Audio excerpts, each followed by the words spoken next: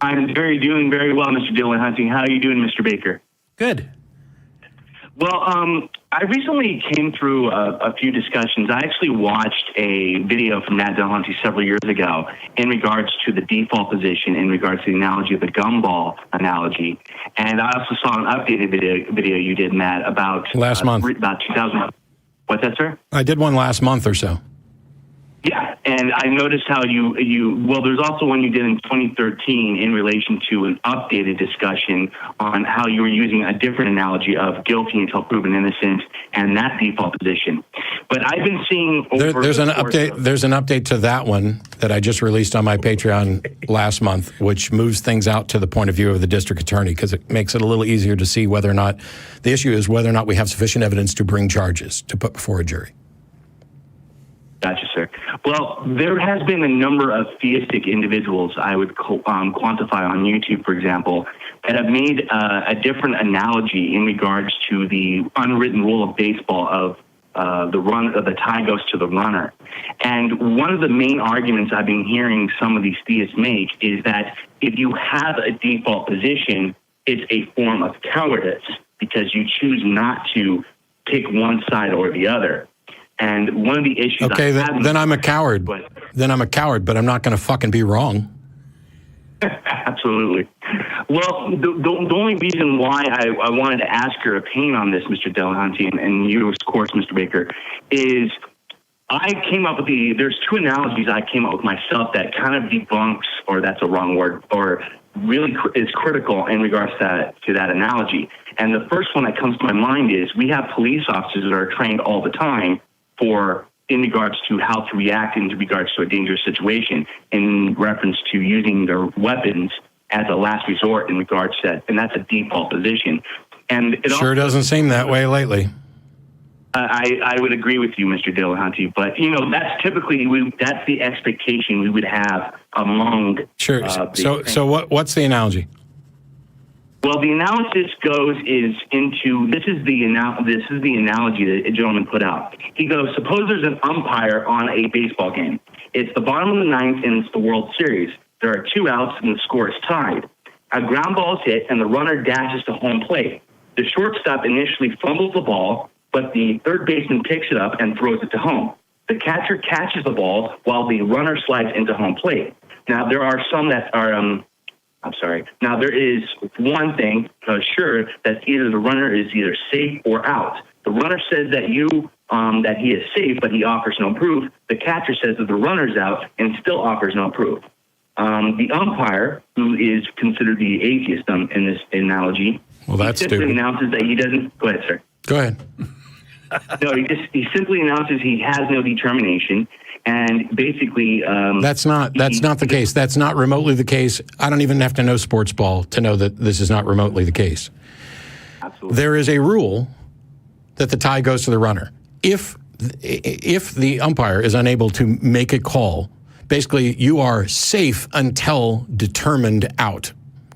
In the same way that you are innocent until proven guilty. But the fact that, let's say I'm not watching it and nobody's looking.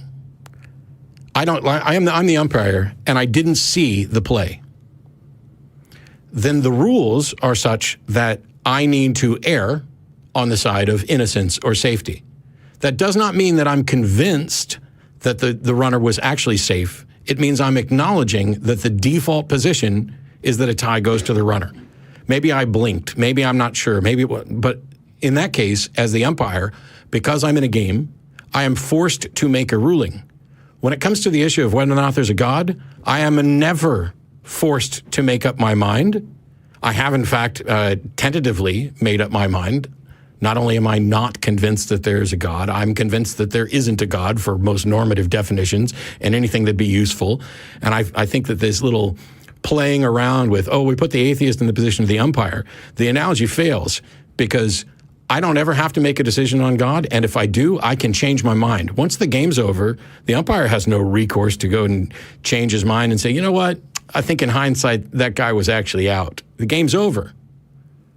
I don't have to make up my mind. It's colorful and dramatic, though. Yeah. Well, see, one of the things that came to my mind in regards to my own analogy, other than the police officer, is if they're making that discussion and talking point in relation to a default position, couldn't that same supposition be applied to God as well? Because maybe I'm wrong here, but if you look at God, supposedly has this grand plan for everyone. He has a default position, which is his grand plan. So if his determination is having a default position as a form of cowardice, wouldn't that also be regarded toward God as well? No. So this whole thing about, I don't know why this is so hard to explain the default position. The default position is not a default between two positions. It is a default position with respect to one position. The one proposition, some God exists, the default position is to not accept that until such time as there's sufficient evidence.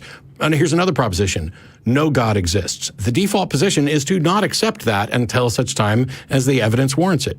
Going to the baseball, the runner is out. The default position is to not accept that until such time as the runner has been shown to be out. Oh, the runner is safe. Well, in baseball, the rules specifically say that the runner is safe until proven. It's a judgment call, and it is based on evidence. And so people are claiming that God is guilty of existing, and I'm sitting on a jury, and I can find God not guilty of existing without actually believing that God doesn't exist. In the same way that I can find somebody not guilty of murder and not think that they're completely innocent of this. The problem with all of these is that people try to view two mutually exclusive positions and say one of these two has to be the default position, and they're wrong. The default position is to reject both of those until such time as they're warranted, or you can still do the rules of baseball, have the tie goes to the runner thing, or I actually have to make a decision, like Don's going to flip a coin and he wants me to call it heads or tails.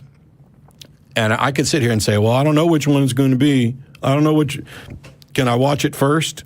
Because that's what a skeptic would do. But at some point, the nature of this game is that I have to make a decision before that coin hits the table and lands. And even in that scenario, I can just refuse to play.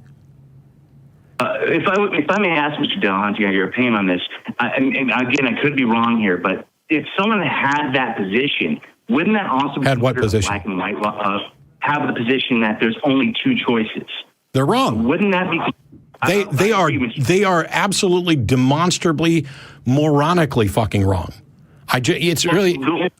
It's really easy to demonstrate that I don't have to be convinced of either position. I do not have to be convinced that a God exists. I do not have to be convinced that no God exists. I can be in a position where I am not convinced of either of those. Well, the only thing I was going to mention, Mr. Delahanty, wouldn't that be considered a black and white fallacy in regards to the reasoning? I mean, maybe I'm wrong on that. Or a false dichotomy, like they view it as only one of two choices. I mean, isn't that considered a logical fallacy as well? Well, yeah, sure. If they say there's only two positions when there's three, they're wrong. Absolutely. I greatly appreciate your feedback on this, Mr. Delahanty. That's the only question I had. So I do want to mention, in reference to your the very first call you had from that gentleman from Australia, I grew up as a Jehovah's Witness in the Millerite cult for 22 years. Yeah. And I wish I could have a conversation with that individual in regards to the multiple false predictions I've experienced firsthand in relation to that religious sect. So, well, we do have a blog, and there will be a posting for this show not too long after, and maybe the two of you can both meet up there and hash it out. Definitely, sir. Well, it's been a pleasure talking to you, Mr. Delahanty, Mr. Baker, and thank you so much for your feedback, sir. Thank you. Have a good day. You guys have a great evening.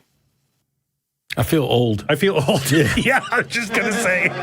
Mr. Baker, when you showed up here today, I wasn't sure that you would actually be able to do today's show. All right. Are you wearing your Depends? A little slow, yeah. Need to get some suspenders or something. And we have James.